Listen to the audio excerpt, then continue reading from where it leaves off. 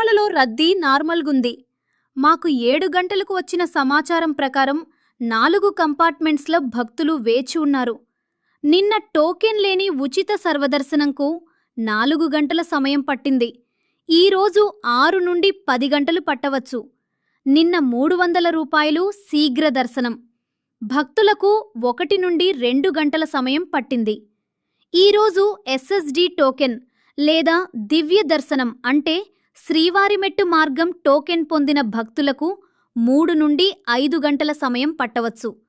నిన్న స్వామివారిని దర్శించుకున్న భక్తుల సంఖ్య 27,300.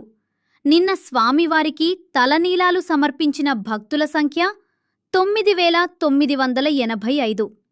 నిన్న స్వామివారి హుండీ ఆదాయం 4.46 కోట్ల రూపాయలు. ఓం నమో వెంకటేశాయ.